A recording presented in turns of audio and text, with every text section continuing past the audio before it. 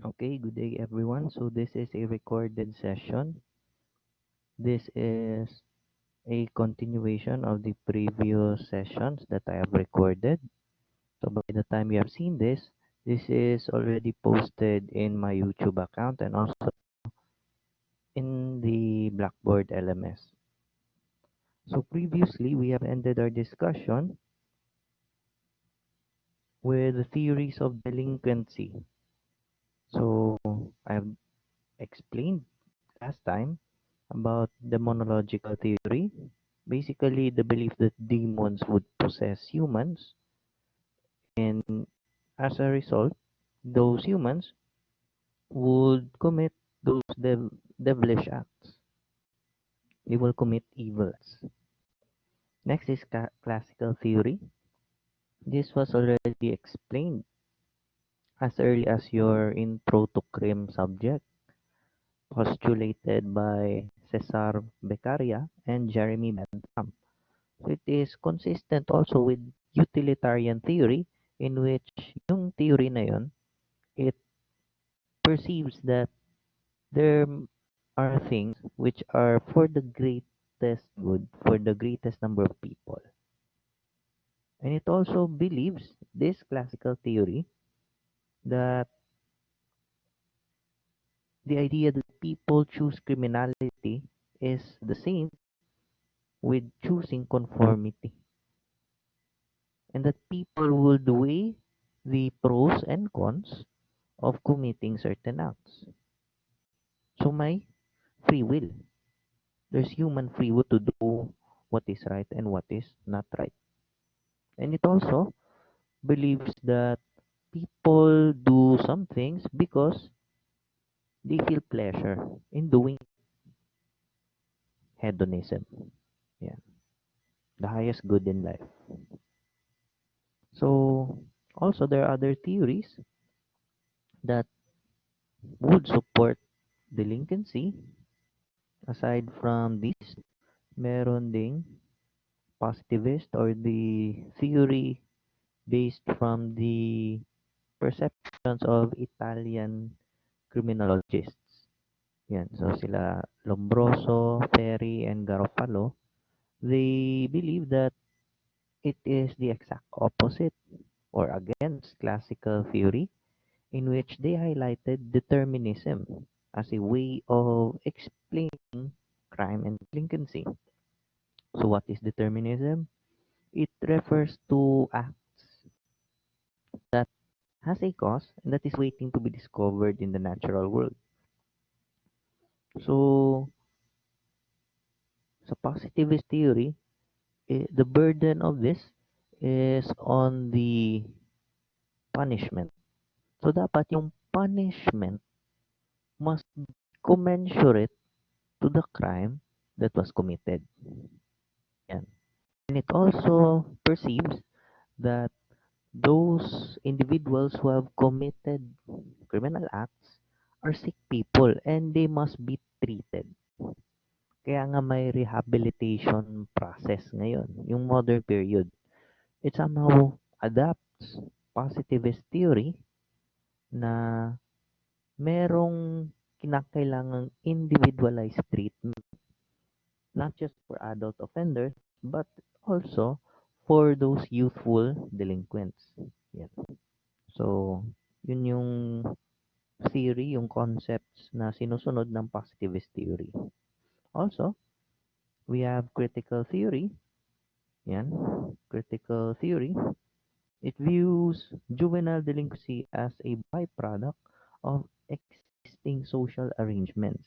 So, what are those social arrangements na somehow constant? So, an example of those, yan, meron talaga sa society ng isang bansa na merong mahihirap, meron na sa middle class, at meron na sa alta sosyedad, yung mga mayayaman, the elites. So, not just those, it also believes na because there are certain levels in society, there is always inequality. As long as existed, yan. Kung ang isang sector of society has influence and power while the others are mainly manpower lang, it would result to conflicts. Yan.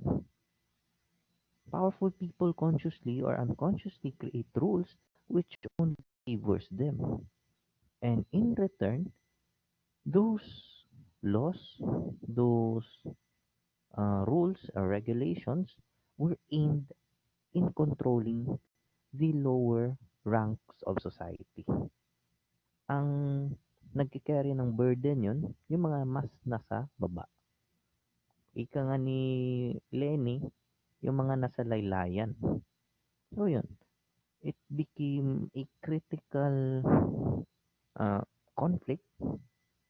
Its critics also made it simpler to explain na dahil meron pa rin yung separation sa society, there's no equality in society, then it is also one of the reasons why there are manipulations and why there is crime and delinquency occurring in a society. Yun. Powerless people, few opportunities. Kasi yung opportunities is controlled and is with those in the higher sectors of society. Yan. Kaya wala na silang power to express their opinions kasi nasa baba sila. Wala silang power eh. Yan. So, next, we have other biological theories. First is yung Lombrosian theory, of course, by Dr. Cesar Lombroso. Yan, from Italy. He's considered the father of criminology and he has the following presumptions under his own theory. Yeah. Criminals have many stigmata or distinctive physical features. Criminals are atavistic, who look and think differently. Yung borderline pangit. Yan. Yan. So, atavistic, based also on the theory of evolution ni Charles Darwin na kung saan humans or man was originally an evolvement from apes. At kung sino yung mas nagmumukhang ape, yun yung may atavistic tendency. Yung stigmata niya is leaning to committing delinquent acts. And also, he considered criminals and classified them into those epileptics, those inborn criminals, and those insane criminals due to mental deficiencies or disorders.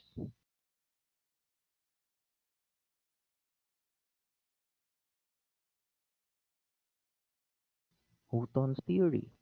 So, sa Houghton's theory, yan, Houghton's theory or general inferiority theory proposed by Ernest Houghton, dito sa theory na ito, from the term inferiority, it is impacting those people who are inferior or yung may certain jealousy sa ibang tao. Yan. So, there are people who are inferior or jealous of the accomplishments of others or jealous dahil yung mga tao o yung ibang tao merong ganito or may ganyan. May material na bagay or merong achievement na hindi naman nila nakuha. So, due to their inferiority and to their jealousness or jealousy, yan, they would commit acts. And those acts are directed in order for them to also attain the same thing from those people who originally have achieved those or have those. Kumbaga, nasuya ra siya, tungod nasuya siya, iyang buhaton tong mga delinquent behaviors na mangawat siya, na mapatay siya, mangawat o makakuha kwarta para masatisfy ang iyang gusto. He would steal things. He would kill people just to steal material things. Or yung famously, dito sa ating bansa, yung crab mentality. hihilain niya pababa yung isang tao para siya naman yung nasa itaas. Yan. So, there's also a saying na you can't really paint white with black. Yan. So, may iba, dahil sa crab mentality, they would have released rumors, magbibigay sila ng mga chismis against others in order to destroy their character at para sila naman yung manaig. Yan. So, aside from those assumptions, those inferior people are responsible with their actions. Crime exists because there are some inferior people who are responsible in committing those crimes or delinquent acts. Men with mediocre builds are people who tend to break the law without preference. Yan. So, yung mga commonly, yung mga lalaki, predominantly with a normal physique, ang kanilang mga krimen or their behavior is not really selecting on kung lalaki ba ang masasaktan or babae. Regardless of gender. Yan. And also, criminals should be permanently exiled to self-governing reservations in order for them to be isolated from the society and sterilized in order to prevent future offspring. According kay Ernest Houghton, kinakailangan na yung mga criminals i-exile or i-separate, palayasin sa kanilang society to isolate them, put them in a reservation or in a facility, and also prevent them from creating offsprings. For short, piniprevent na magkaroon sila ng anak para hindi nakapasa yung genes na meron sila papunta sa kanilang anak. Because they believed earlier during that time, earlier centuries pa, na yung pagiging isang kriminal ng parent ay may papasa sa kanyang anak. So that is with the concepts under the general authority theory. When we say Sheldon's theory, yan, according to the temperament and personality of a person, ma-distinguish yun through their body types or yung physique nila. Yan, endomorphs, yan, mga fat, rounded, and soft. Yan. So, mesomorphs, yan, athletic and muscular. Commonly because of their athletic ability and their strength, somehow, they are prone to violent and aggressive acts. Yan. Also, kung ectomorphs, those who are basically skinny with lean and fragile bodies, dahil wala silang strengths, they would use intelligence, they would use their quickness. Yan. Because they are thin. So, somehow, pagnanakaw or even conning others, yan, pagpangilad. Yan. Genetic theory has the following assumptions na ang crime and delinquency are committed by people who have abnormal genetic structure or chromosomal abnormalities. Yan. Or yung merong mga genes na nanggaling sa mga ninuno nila na merong mga defects. Yan. So, also, one of its assumptions is that extra Y chromosome is responsible for aggressiveness and criminal activity. Yan. Commonly exemplified by men. Yan. So, men with extra Y chromosomes have 10-20% greater tendency to break the law than the genetically normal na XY chromosomes ng mga ibang males. Kasi nga yung aggressiveness, yan, somehow that gene, especially yung mga taller men, they would commit more violent and more severe crimes, more severe delinquent behavior. Okay? Next, Let's proceed to psychological theories. Yan.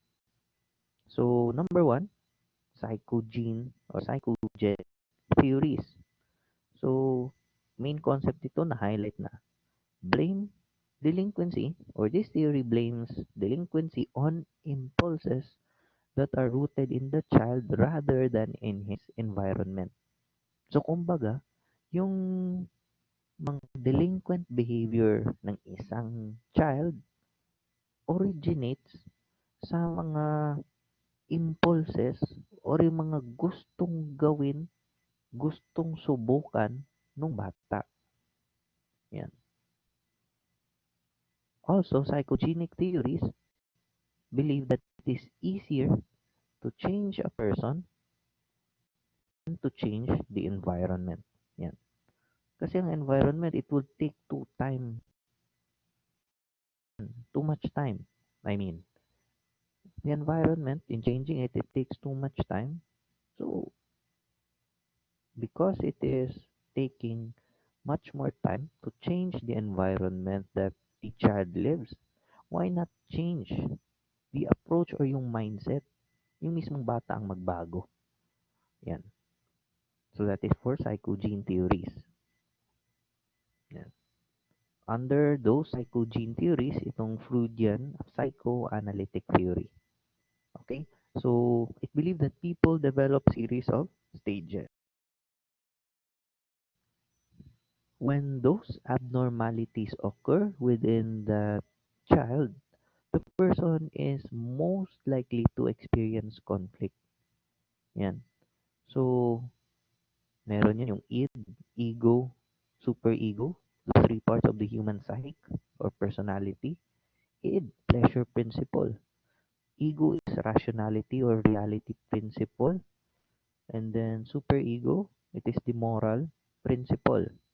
Yan. So, this was already explained to you. Again, yung ego, the moral code, the norms and values, a controlling factor of ego. This is the rational part. Yan. For example, gusto ko ng ice cream. The term na gusto ko ng ice cream, that is id. It's my pleasure to eat ice cream. But the thing is, I don't have money. The term I don't have money is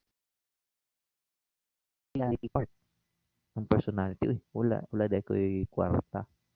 Na. So, kung wala ko kwarta, pwede ba na ako kawaton? So, when you question na pwede ba na ako kawaton, that term, if you weigh in the benefits and the merits of stealing ice cream, then it is part of the superego thinking process na kung saan binabalanse mo kung tama, mali, tama, mali, tama, mali. Pleasure, reality. Yan. So, superego is balancing it. Pero hindi din pwede na sobra yung superego. Kasi mangyayari sa tao, on those important times, merong indecision. Yan. Or yung pagdadalawang isip na magduwa-duwa na siya. And kung magduwa-duwa ka select, then you're not going anywhere kung palaging ganyan. So, what if each one of those had a long-term conflict, yung ego, id, at superego? Then the result is, human being is maladjusted. High probability of committing delinquent acts. High probability of developing delinquent behavior. Yan. So, that is with psychoanalytic theory ni Simon Freud. Another of those psychogenic theories, yung low IQ theory. Yan. It postulates two general notions na people with low intelligence are easily led into law-breaking activities. Kasi nga, low yung kaalaman nila sa environment nila. Low yung level ng intelligence. The ability to select and to choose right from wrong is diminished or bumaba. And also, people with low intelligence are unable to realize that committing offenses in a certain way often leads to getting caught and eventually punished. Yeah. Low IQ theory.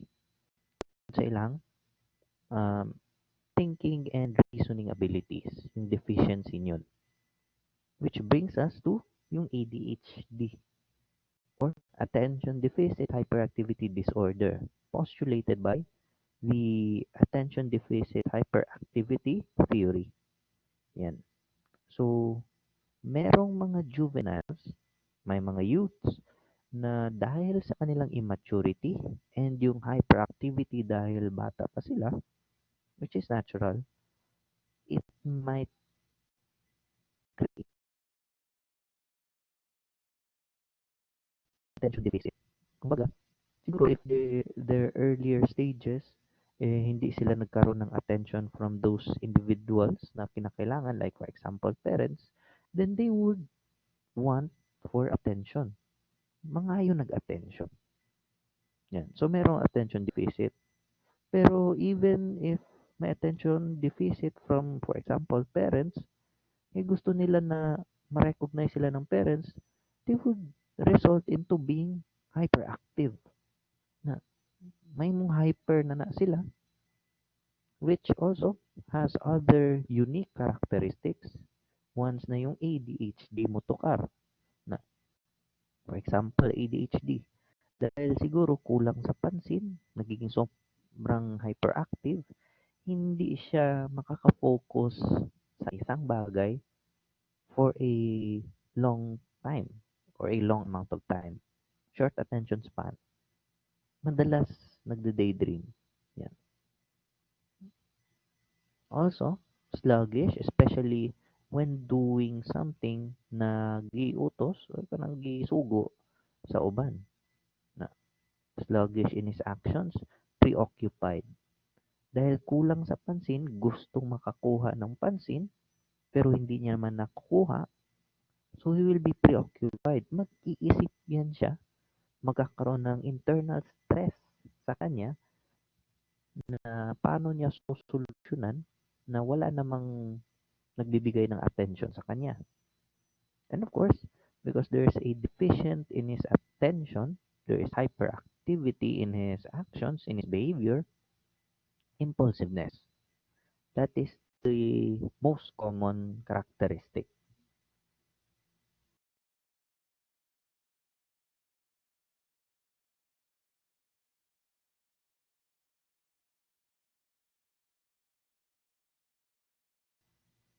So next is frustration aggression theory. This theory claims that people who are frustrated will act aggressively, and people who engage in aggression are frustrated at first. Of course, your frustration would result into aggression. Yan yun.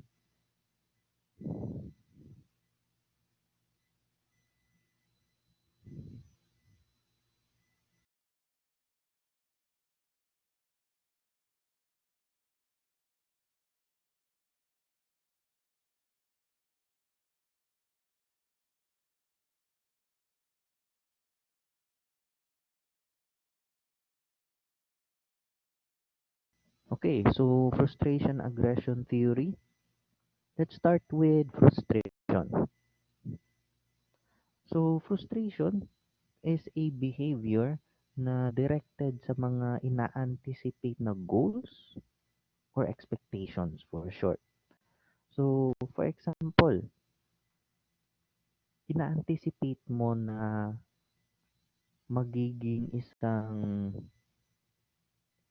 police or law enforcer ka.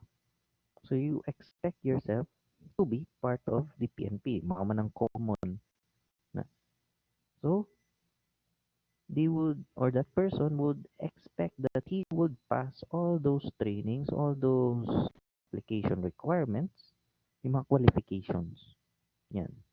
But then, due to a circumstance na beyond sa control niya, ay na-block yung goal niya. So, yung hopes and dreams would be unfulfilled. Yung expectations niya would not come into fruition. Hindi mangyayari. So, it is a behavior, not a feeling or emotion. Kasi may failure ng objectives and goals. So, dahil hindi siya nakapasa, sabihin natin may sira sa mata or sabihin natin na overweight, yan, na-frustrate. Of course, frustration naturally is the predecessor or ang magiging sunod na event niyan is aggression.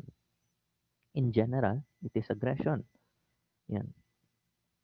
So, in aggression, meron ng physical force in order to inflict damage or injury to an external object or even another person. Siguro suko kaya siya, wa siya nadawat sa PNP, gisipa niya ang gate sa kampo. Gisita siya sa PSG, di ba?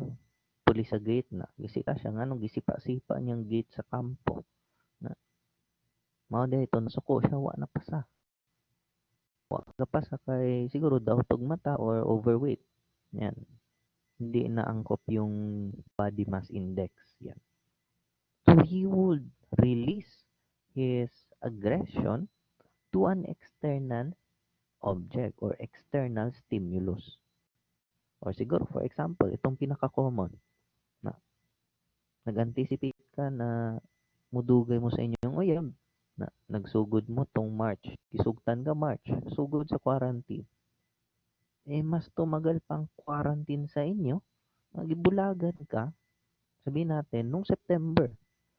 So frustrated ka. Yung goals niyo, yung future ninyo, na pinlano ninyo, it became unfulfilled. And of course, commonly, even sa babae or lalaki, both genders would feel some sort of aggression. Yan. Yung kagustuhan na mag-inflict ng physical force on an external object or another person. Suko kayo ka. For example, babae ka, suko kayo ka kay bulagan ka sa imong uyab. Niya imong uyab si Park Seo-joon. Nagibulagan ka niya. Na, so, suko kayo ka. Kuha ni mong botelya sa Sprite niya. Gilabay nimo on a direction na hindi wala kang you have already inflicted some external force with regards to your aggression, which is basically the end result of your frustration. Yan, of course, yun. Tinapon mo yung bote ng Sprite. Yan, naigo inyong professor. Gumotor inyong professor, naigo. Na. So, yun.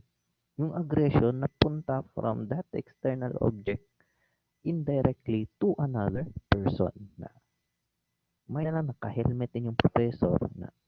So, yung aggression. Next is social disorganization theory as introduced by Clifford Shaw and Henry Mackay. Yan. So, from that social disorganized yung society and yung mga organizations or yung mga grupo na mandated to organize it cannot really fulfill 100% yung pag-organize ng society. Yan. So, also, dahil mayroong mga drastic measures yung mga organizers to reorganize the society, yung mga tao, dahil palagi na lang may pagbabago, natakot or galit. Kasi ayaw nila ng pagbabago. Yan. Kasi unstable daw. Yan. And of course, dahil maraming changes, hindi sila makakuha ng equal footing, hindi sila makapwesto ng maayos, it somehow became a result of poverty. Yan. And deterioration.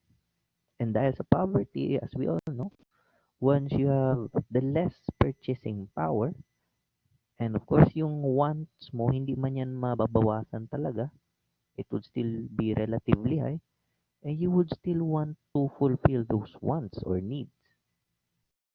Wala ka namang choice kasi yung purchasing power mo lumiit. So, some others would resort to drastic measures, would resort to delinquent behavior.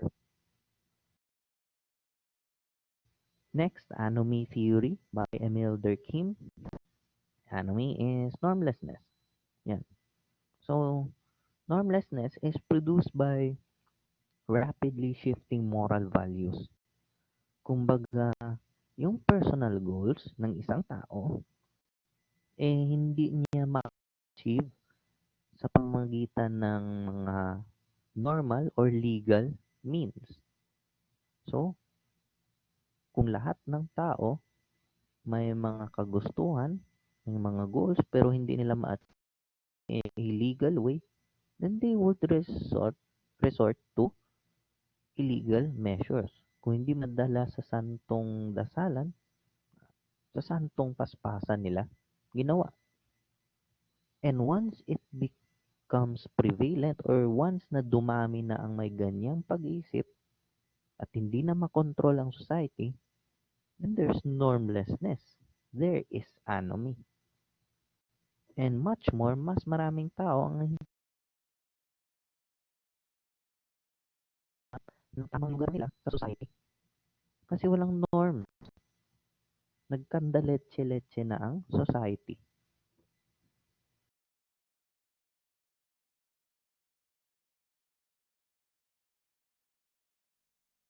Next is strain theory by Robert King Merton.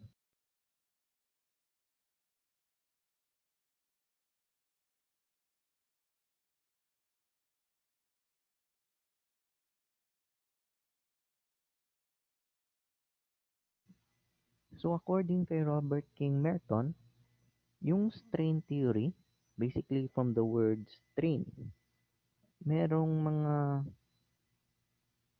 goals and opportunities ang tao pero na-deny sa kanila or yung opportunities were denied from them legitimately. And yung end result, may frustration at sa sobrang haba, sobrang grabe ng frustration ng tao, they will just want to remove or be removed from that stress, gagawa na lang sila ng mga illegal means para at least naman satisfy yung kanilang gusto. Mawala yung strain na meron sila. Yung frustration. Yung, kumbaga, ang paggawa ng krimen, committing delinquent acts, is their form of coping up against the strain which they have uh, acquired due to the fact na yung kanilang mga goals and ambitions, the opportunity were denied from them. Yan. So youths, in general, may either use deviant methods to achieve their goals or reject socially accepted goals and substitute them with deviant ones.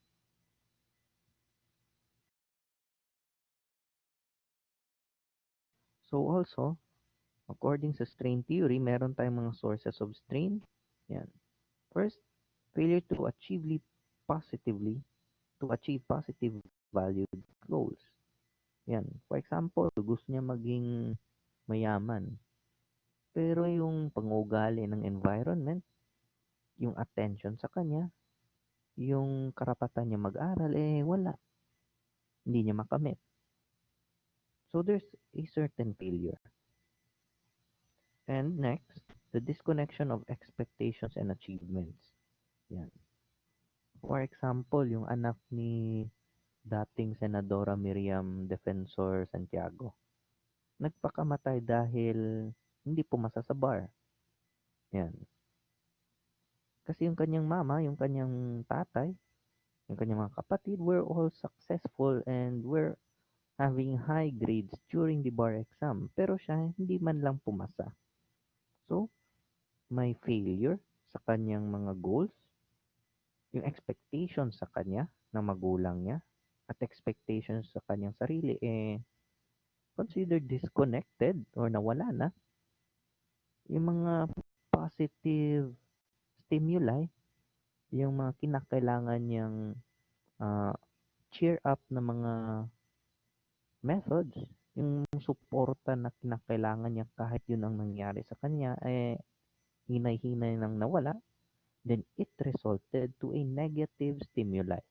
A negative perception na, sige, palpak ako, de wala na akong silbi sa buhay. Nagpakamatay.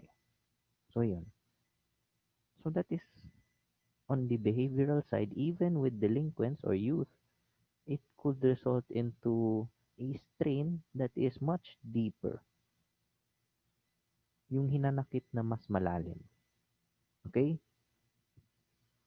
Yung hinanakit na mas malalim could be a result.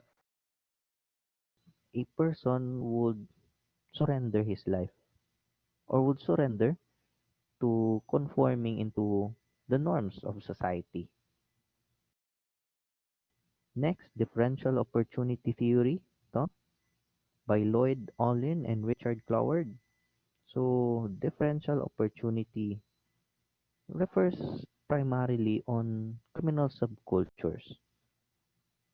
Kasi, for example, sa isang area or sa isang bansa, iba yung mga krimen, ibang mga behavior ang nangunguna compared sa other countries or other places.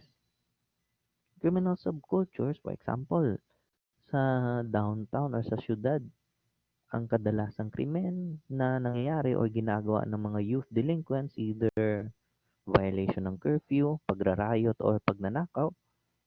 While for other places, sabihin natin sa Sulu, ba't ka magnanakaw kung pwede ka naman maging armado at the age of 10? Gunit na kag M16. You became a child soldier. So, yung opportunities, iba-iba. Yung kultura na kinagisnan, iba-iba. At yung mga negative perceptions, iba-iba.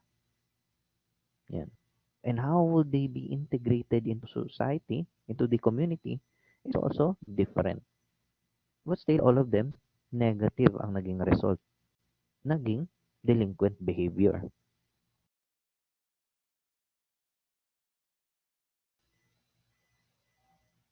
Three types of delinquent gangs. First, according sa kay Lloyd Olin at kay Richard Cloward, meron tayong criminal gangs, conflict or violent gangs, and retreatist gangs. Yan. So, criminal gangs, yan, engages in areas where conventional and non-conventional values of behavior are integrated by a close connection of illegitimate and legitimate businesses.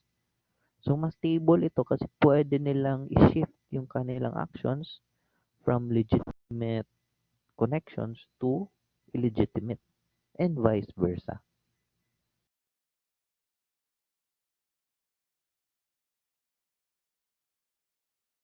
Next, conflict or violent gang. Ito yung mas destructive, mas tough.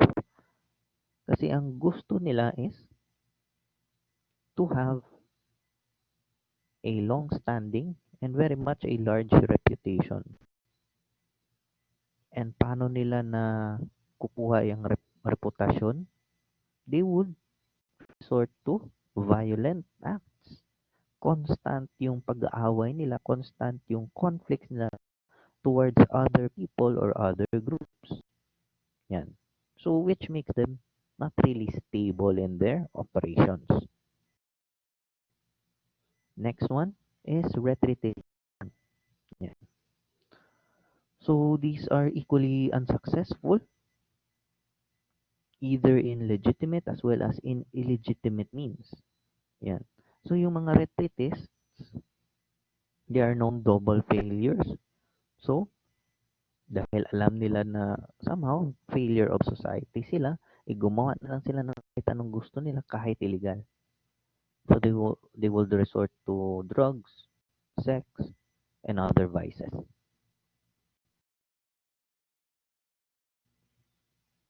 So sunod, class conflict theory by Queenie and William Chambliss, based upon the view that the fundamental causes of crime are social and economic forces operating in society. So for short, conflict ng mahirap against sa mayaman, conflict ng mayaman against sa mahirap, at yung mga nasa middle class dito, dahil ayaw nila mawala sa kanilang neutrality or yung kanilang status, they would rather side or kumampi sa mga elites or nasa higher societies rather than sa poor. Kasi tingin nila, they could also become elites, they could also become powerful if they would side with the powerful. Yan. So that is, in short, supporting the status quo, supporting the norm. Yan. DOT, differential oppression theory, DAT, ni Edwin Sutherland, differential association theory, asserts that criminal behavior is learned primarily with the interpersonal groups and that youth will become delinquent if yung mga definitions, yung mga bagay na natutunan nila is favorable in violating the law or mas inclined yung tinuturo sa kanila in violating laws. Yan. Social learning theory naman, yung behavior ng isang bata, especially the youth, comes from observation. May mga bagay tayong natututunan hindi dahil sa formal na pagtuturo, kundi dahil nakikita natin. We have observed that some other individual is doing that. And because we see it as somehow positive or somehow cool, na ayos kayo, sugda nato og sundog. Na.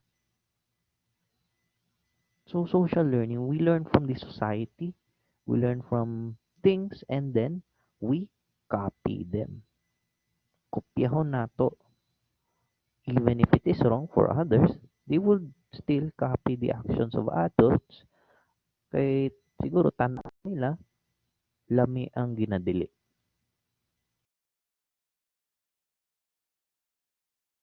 Social learning theory also suggests that children who grew up in a home where violence is a way of life may learn to believe that such behavior is acceptable and rewarding. Na, may reward daw. Either mahimo silang sikat or mahimo silang respetado sa ilahang crib. Na, yan. Dito tayo sa situational theories, yung drift theory proposes that juveniles sense a moral obligation to be bound by the law. Yan.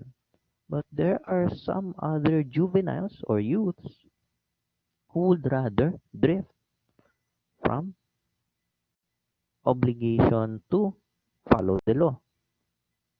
May mga iba na kabataan na siguro sa kanilang paglaki and due to their behavior, they would not behave in conformity with society. Kanang mga badlongon. Bisag pila ka beses na nimo sila suwayon na o bisan ang uban dapaton nilang bata, ipalain gyapon sa bata ang iyang behavior, iyang ugali na mahimong badlongon. Yan. Which of course violates accepted social norms, violates social rules. Yan. But there are neutralization techniques that were stated. Yan. Para somewhat na mag-drift away or makaikya sila sa ilahang kinahanglan buhaton. So, of course, those delinquents would deny responsibility of their actions. Ilang ilusot na bata pa sila. Denial of injury. Na, for example, meron silang nagawang krimen against another person. Ingnon nila na di man sakit. Nasakitan ba na siya? Yan. Common term. Na, or they would not really believe that the other individual is injured. Next, denial of victim. Wala namang nasaktan. Yan. For example, nagra-riot sila. Kahit walang citizens or walang ibang tao na injured or wala namang na-injured talaga, but because their acts is against public safety, against public morals, especially for children, then even if they would deny that there are victims harmed, still a delinquent behavior. Yan, condemnation of condemners. Yan, kung sinong ayaw sa kanila, samot na dili nila guston. Na, sinong ayaw namin, mas ayaw namin. Yan. And of course, appeal to higher authority. Siguro for survival. Na, naingana ng mga bata na kung walay pulis, na magrayo, tisog kayo, murag hari, labaw pastigulang. Pero pag abot sa pulis, mura na gito eh. Na, paluwi-luwi dayon. Na, yan. So, also, si David Matza and Gresham Sykes, they have also this observations na kung saan may mga delinquents who express guilt over their illegal acts kasi siguro na-realize na nila yung mga pagkakamali nila. And delinquents frequently respect and admire honest and law-abiding citizens. Yan. So, somehow, they would realize na siguro dahil nawala na sila sa tamang landas, they might see other people na naging successful dahil sumunod sa tamang landas. Yan. So, labeling theory, yan, yung pagli-label. Hindi porkit mahirap, walang makakamtan yan. It has been proven otherwise by, of course, many people. Yan. Sunod ka mo po. Naiuban sa inyo na dili kayo adunahan or dili jud adunahan, but because meron kayong expectations, meron kayong pangarap, you would need to force that way in order to be successful. Yan. But there's some others, siguro dahil sa negative labeling, they would resort into violating the law. Yan, siguro na-pressure sila sa ilang mga kauban or ilang pamilya na ay poor relationships. Sige, away. Or meron silang mga pro-delinquent or mga experiences na natunan nila which are actually against the norms of society.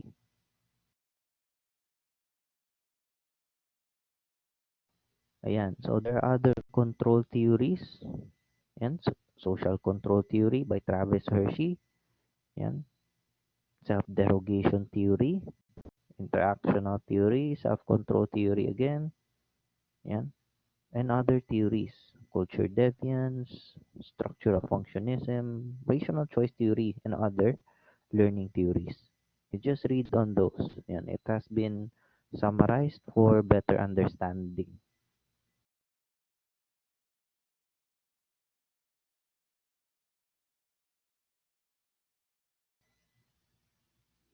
So, on the next meeting, I will be explaining or continue to explain the behavior of juvenile delinquents. Okay? So, juvenile delinquents manifest any of the common behaviors na listed sa inyong harapan.